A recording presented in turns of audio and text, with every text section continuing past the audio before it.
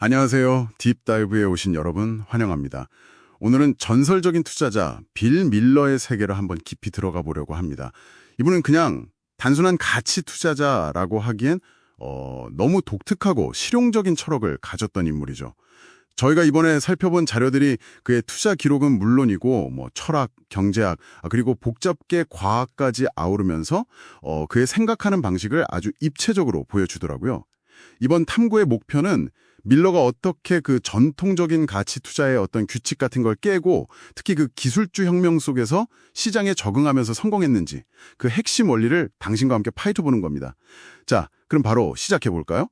밀러 철학의 가장 중심에는요, 그 윌리엄 제임스의 실용주의가 자리 잡고 있습니다.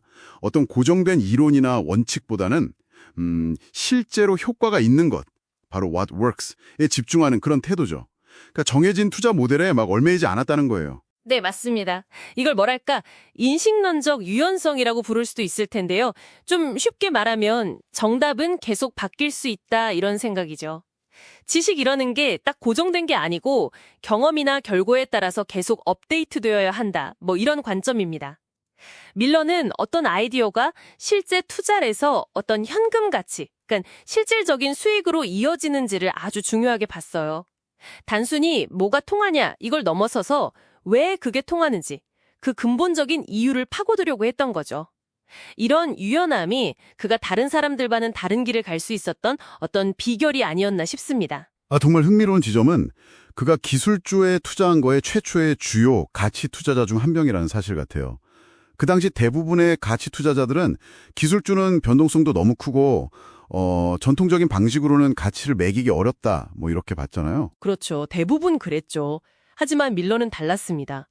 그는 예를 들어 구글이나 아마존 같은 기업의 가치를 평가할 때 기존의 현금 흐름 할인, DCF 모델 같은 걸 아예 버린 게 아니에요. 오히려 그걸 확장해서 적용했습니다. 특히 네트워크 효과라던가 아니면 브랜드 가치 같은 이런 무형 자산의 힘을 제대로 본 거죠. 무형 자산이요? 네. 이게 가능했던 건 그가 시장을 그냥 예측 가능한 어떤 기계처럼 본 게 아니라 끊임없이 상호작용하면서 계속 변화하는 복잡 적응 시스템, 그러니까 Complex Adaptive Systems로 이해했기 때문입니다. 마치 날씨 예측처럼요. 완벽히 맞출 순 없어도 어떤 패턴을 읽으려고 노력한 거죠. 산타페 연구소 같은 곳에서 연구 경험도 이런 통찰에 영향을 좀 줬다고 하고요. 덕분에 이제 남들이 그냥 위험하다고만 봤던 기술주 안에서 아주 강력한 경쟁 우위, 우리가 흔히 말하는 경제적 해자, 모트를 발견할 수 있었던 겁니다. 그런 유연함과는 좀 대조적으로 밀러는 투자 업계 전반에 퍼져 있는 어떤 경직성에 대해서는 굉장히 강하게 비판했죠. 과거의 성공 방식에만 매달리는 그런 태도요. 네, 맞아요. 성공 공식을 풀었다고 자만하는 순간 그 변화에 뒤처지게 된다고 본 거죠.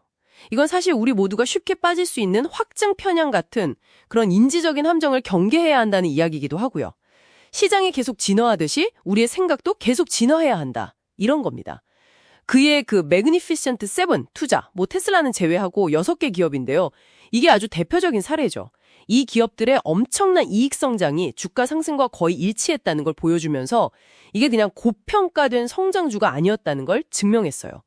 실제로는 합리적인 가격에 엄청난 현금 흐름을 창출하는, 그러니까 성장하는 가치죠. 갈프였다는 거죠. 잠깐만요. 가르프라면 그로스 에더 리즈너블 프라이스, 그러니까 성장주이면서 동시에 가치주 이런 개념인가요?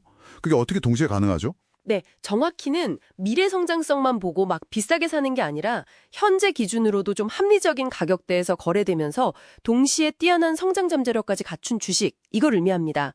그리고 밀러는 여기서 한 발 더 나아가서 조지 소로스가 말했던 리플렉시비티, 즉 재기성 현상까지도 읽어냈어요. 이게 뭐냐면 시장 참여자들의 기대나 믿음이 주가에 영향을 주고 또 그렇게 변한 주가가 다시 사람들의 믿음이나 행동에 영향을 주는 이런 상호작용까지 고려해서 투자 판단을 내렸다는 겁니다.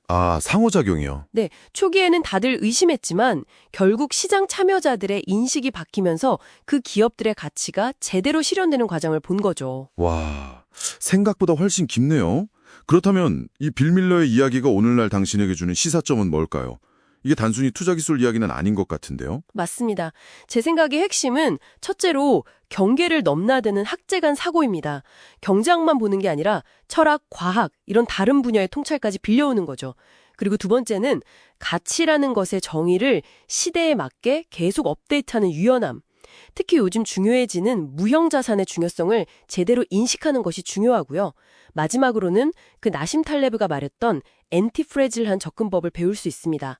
이건 그냥 충격에 강한 걸 넘어서서 예측 불가능한 변화나 어떤 스트레스 속에서 오히려 더 강해지고 발전하는 그런 태도를 의미하거든요. 위험을 그냥 피하는 게 아니라 관리하고 때로는 기회를 활용하는 그런 지혜라고 할 수 있겠죠. 네, 오늘 빌 밀러의 딥다이브를 통해 얻는 가장 큰 교훈은 역시 적응적 실용주의인 것 같습니다.